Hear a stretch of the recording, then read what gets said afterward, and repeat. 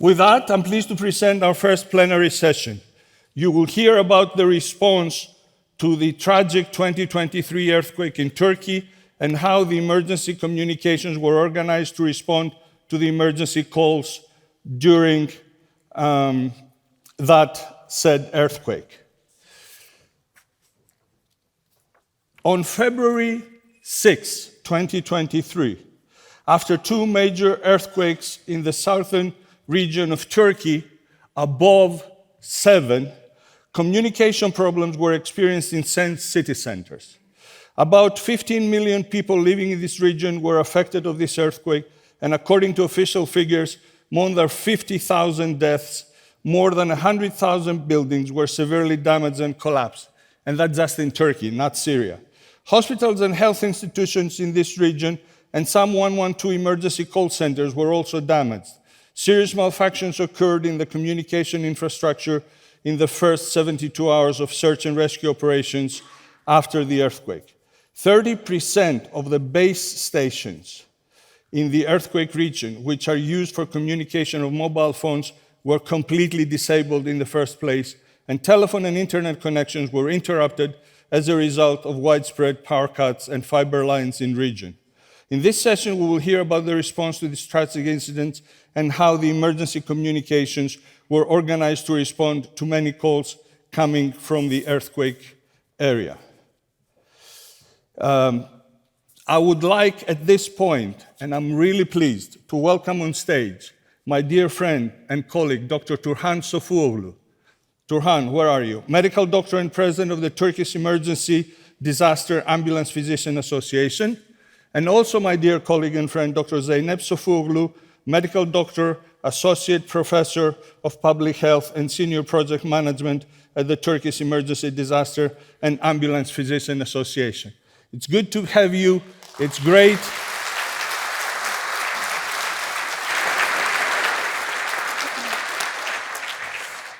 We were all sad when the earthquake happened. Response came from all over Europe.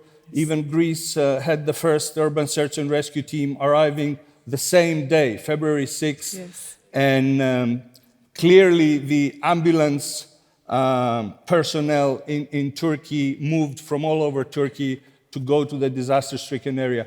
We're excited to hear more about this. The floor is yours.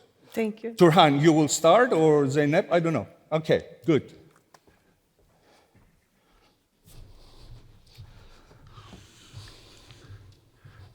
Hello, everybody. I'm Dr. Turhan Sofuoglu. I'm happy to see so many familiar faces here today. First of all, I would like to talk a bit about our organization. Our organization, Emergency Disaster Ambulance Physician Association, was founded in 2004 in Izmir. We support RTD and innovation activities and emergency and disaster medical response. Every year, we organize scientific conferences, pilots, and training activities. What happened? Let's reminder Kahramanmaraş and Hatay earthquakes in Turkey. On February 6 and 20, 3 major earthquakes occurred in Turkey. Imagine the scale of the earthquake. It is larger than the area and the population and many European countries. Very big area. On February 6 and February 20, and 11 provinces, approximately 15 million people and 110,000 square kilometer area were affected by these earthquakes. On February 6, 7.8 magnitude. Same day, 9 hours, magnitude 7.6. and on February 20, 6.4, and many thousands aftershocks. Totally, 278,000 buildings were collapsed or seriously damaged. 450,000 buildings medium or minor damage, and 1.5 million homeless people. Critical infrastructures were damaged. Highways, railways, airports were damaged. The communication infrastructure collapsed. The most important reason for this vast installation on base stations, on the multi-story buildings, and communication was cut off to the collapsed buildings and damaged generators. The telecommunication infrastructures in Turkey belongs to Türk Telecom, and there are 3 GSM operators providing service over it. Türk Telecom, Turkcell, and Vodafone. 90% of base stations were located on the top of the buildings.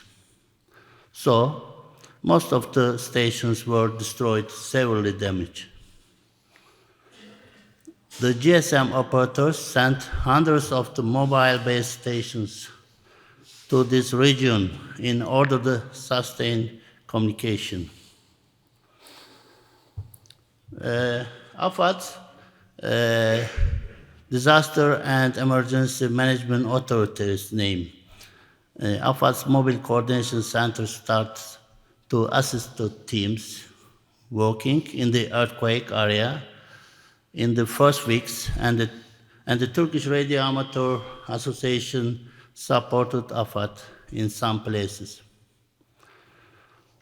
Here you can see 112 emergency call center model in Turkey. It's model 3, only one number, 112. Data gathering by the stage 1, and resource dispatching by the stage 2, and they serve in the same buildings. A part of Hatay province 112 emergency call center was damaged. Even this negative station, emergency calls continued to be received. Approximately 2,000 emergency calls were answered within 6 hours. Later, the calls were diverted to 112 emergency call centers in other provinces, and the call center was moved to a safer location. No structural damage occurred in the 112 call centers in other provinces. In some centers, non-structural damages occurred, but the service continued. The emergency calls were directed to other provinces, 112 call centers, when the number of incoming calls increased. Now, Zeynep will continue.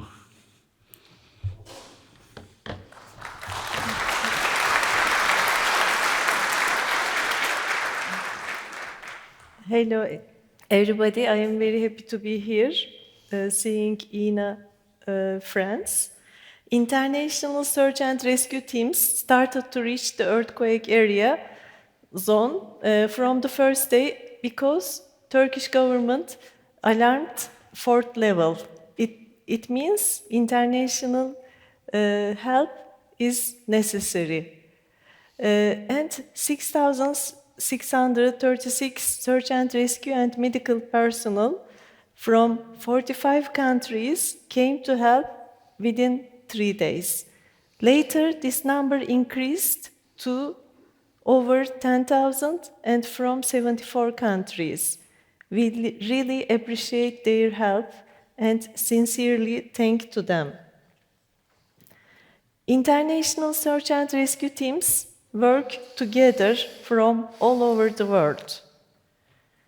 Even on the 12th day of the earthquake, casualties were rescued. And the teams were very motivated by rescuing alive people. The casualties were transferred to the hospitals at the surrounding provinces by air, sea, and ground roads. Approximately 15,000 injured were transferred by the ground ways, and 1,500 injured by air ambulances. And besides air helicopters and ambulances of the Ministry of Health, military ships and helicopters were also used. And you can see here, for example, from Iskenderun to Mersin, the casualties sent by the ships. And 327 casualties were sent by this way. But we cannot use the serious patients transfer with this way because loading and unloading time are very long. Some hospitals collapsed, some hospitals semi-collapsed, some hospitals didn't collapse but couldn't operate, and the field hospitals were established. Turkish Ministry of Health National Medical Response Teams set up medical response tents near the debrises. And 2 military ships in Hatay were converted into hospitals. 16 countries established 34 field hospitals in the earthquake region, and according to official numbers, more than 50,000 people dead and 100,000 injured. I would like to tell you some lessons learned, but very limited. Climate change and population growth cause an increase in disasters. According to CRET emergency database, in 2022, Europe faced 43 disasters, and most of them due to climate change. And the priorities and targets of the Sendai framework are critical, and all of them like lessons learned.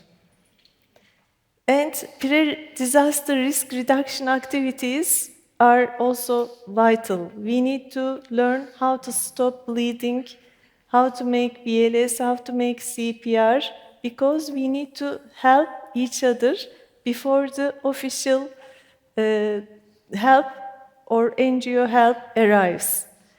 And we need to sustain resilient communities and smart cities. And I would like to thank EENA's ongoing role. It is very valuable and priceless because they are making many technical reports, standards on advanced mobile location, sensors, next generation 112, and spontaneous volunteers and NGOs. Active participation is very important. They need to work with public authorities, and their help is necessary. And it is important to protect the first responders. We need to improve their situational awareness, decision-making, safety, teamwork, skills, and capabilities.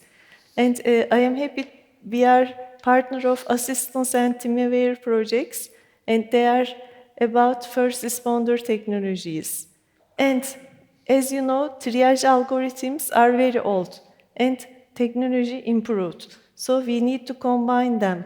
And triage management systems are very, very vital. And even we saw in this earthquake, hospitals return to scene because they bring many, many casualties, and you need to decide whom to help first. And we are glad to partner of iProcure PCP pre-commercial procurement project because we built the idea from the scratch.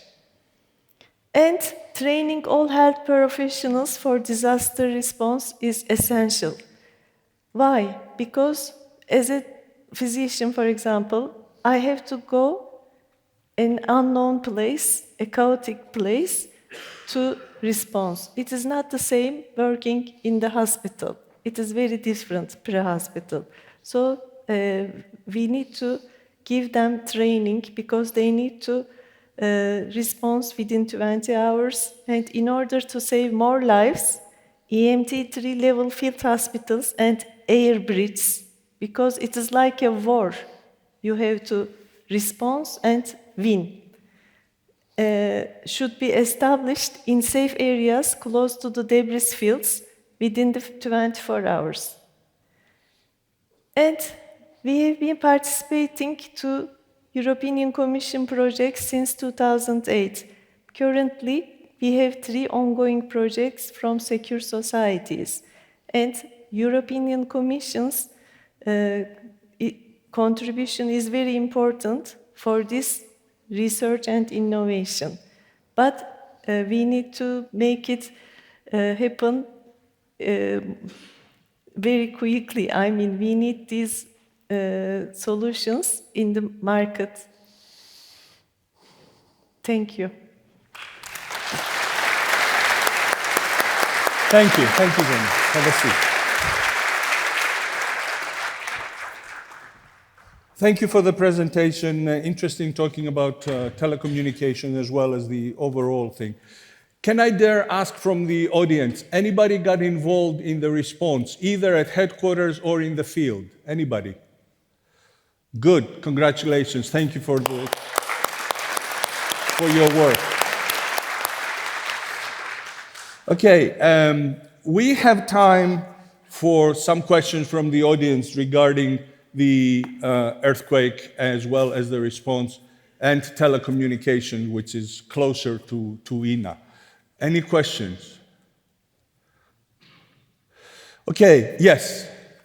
So were you able to do kind of a root source analysis of what the various causes of the radio outages were? Was it tower failure, was it radio failure, was it fiber failure? Because obviously hardening infrastructure is of interest to a lot of people. Mm-hmm. Remember, they already presented that 30% of all cell towers were destroyed in the area. But very good question. 90% of the they are on the roofs, and maybe more investment needs. I don't know. Because I am a physician and we want to make it from various aspects.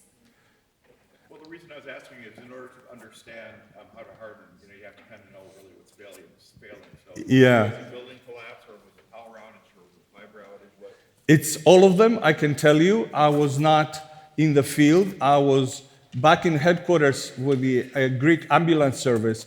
And the first, as it was mentioned, we were there day one. We arrived on February 6th. And we were using Zello communications. Maybe some of you know that, for disasters. The first 24 hours, we had very much difficulty communicating with them, except satellite phones, of course. But after that, as Turhan and Zeynep showed, there were mobile towers from the cell phone companies that came in the area. And after day 2, especially after day 3, we had no problem communicating. As a matter of fact, we would pinpoint every handheld that our rescuers had on a map. So we knew exactly where they were because internet was back. Not very good, but it was. So there was good work done there. Any other questions? And it was very widespread area, you know. Yes. True. The area was widespread and the population was a lot of people. Okay. Anybody else? Going once, going twice. Okay, thank you very much. Thank you, Zeynep. Thank you, Turhan. Pleasure.